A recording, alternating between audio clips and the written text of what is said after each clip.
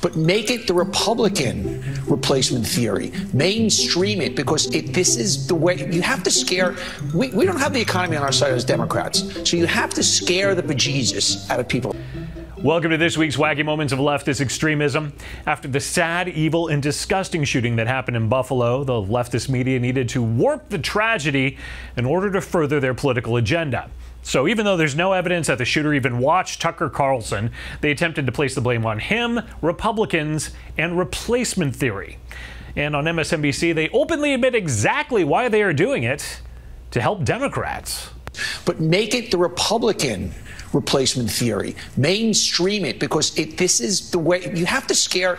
We don't have the economy on our side as Democrats, so you have to scare the bejesus out of people. I see. They need to hammer this why again? You have to scare. We don't have the economy on our side as Democrats, so you have to scare the bejesus out of people. Biden's bombed the economy, so let's scare the public about replacement theory? And while it's hard to find a universally accepted definition of replacement theory, it mainly appears to be that reducing the proportion of white Americans relative to the total population is an outcome that some in power are deliberately seeking. But remember, they need to scare the bejeebas out of you and put the blame on Republicans. That Buffalo shooting highlights once again how a once fringe racist and anti-Semitic conspiracy theory is now accepted by many Americans. This conspiracy theory has been increasingly echoed by many who are on the right. Those like Fox's Tucker Carlson. Was first presented among white supremacists and on extremist websites. Now many conservative politicians and pundits promoting some form of replacement theory. But if that's a conspiracy theory, it's one that both the media and the Democrats have subscribed to for decades. As you can see, the incredibly racist Time magazine did it in 1990. But Time magazine is certainly not the only media to peddle this conspiracy theory. Because of demographic changes in this country, I think that the Democratic Party is going to win Texas moving forward, and the Democratic Party is going to be in power for the next 30, 40 years. The demographic change that's happening in America right now gives the upper hand to Democrats. This census that just came out especially drives home the point that Texas is next. Demographic changes that help the Democrats. Democrats for a decade now, along with Arizona and Texas, have had on this sort of long-term project of trying to take some red states across the Sun Belt and flip them blue as demographic changes are taking place there. Democrats should be asking themselves, as a matter of fact, why aren't they dominating the political landscape? 2 decades ago, the influential book, The Emerging Democratic Majority, predicted they would due to demographic changes in the country. Stacey Abrams and her former campaign manager, Lauren Groh-Wargo, argued in a recent New York Times op-ed that any state can turn blue. Demographic change will precede electoral opportunity.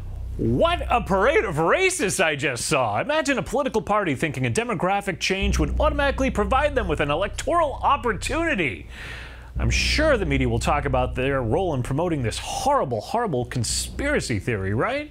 They believe in this. Well, yes. Well, if it was that easy, wouldn't your friends have disappeared? Well, if they can comprehend it, as the concept's a little difficult for some. Prove it. If you've been replaced, I want you to show me where 10 of your relatives have disappeared. I want you to show me. Because I'm just, it's like trying to, people trying to explain to me what you're talking about, because I don't understand. Your lack of understanding of many, many things is pretty clear on The View there, Whoopi. It's also clear that this is the leftist media that thrives on spreading actual disinformation. We don't have the economy on our side as Democrats, so you have to scare the bejesus out of people. And scare they did this week as Democrats continue to falsely fearmonger that all rights will somehow fall if Roe is overturned. Namely, that it may not stop with abortion rights. The vice president saying that if the U.S. is going to start taking rights away from people that they've already been granted, the next things to go could be things like contraception or even same-sex marriage. The vice president saying in that meeting today that the strength of our country has always been that we move forward in the expansion of rights, and that if this happens, it will be an extreme step backwards. That fabulous fear-mongering brought to you by Priceline. Give them a ring and let them know the line that their ad support is crossed.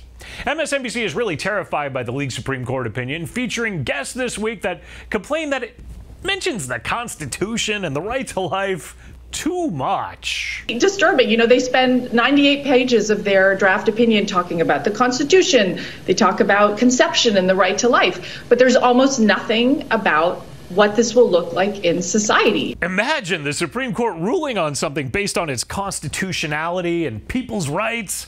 They're just not considering how convenient killing babies is for society.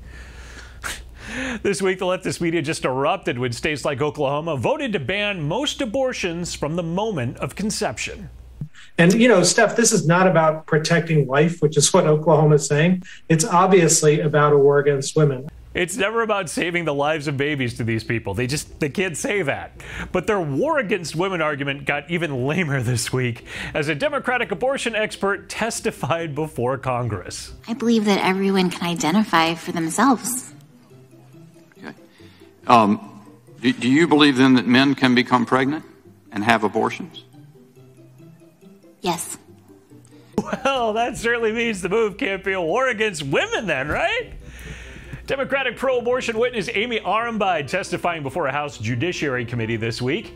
You know, it's just surprising that in all the network coverage on abortion, they just failed to cover that very interesting congressional hearing on access to abortion. No mention of the hearing on ABC, CBS, or NBC morning and evening news programs. PBS ignored it too. But all the leftist media certainly did a lot of coverage on the abortion issue, delivering the messages that they wanted to get to their particular audience. You know, it's just, it's not what they're saying it's about. Democrats, Neil Katyal just gave you your campaign messaging. Write it down, post it up somewhere. Write down what we say, Democrats. Post it up. Straight from an MSNBC anchor's mouth. Not really that surprising, is it? I'm Eric Shiner for MRC TV, asking you to visit the MRC Store, pick up some great conservative gear there. Also, head over to MRCTV.org for the latest in news, videos, and entertainment. Be sure to like, share, and subscribe to our videos on the social media platforms that actually let you see them. And we'll be back next week with some more leftist media madness.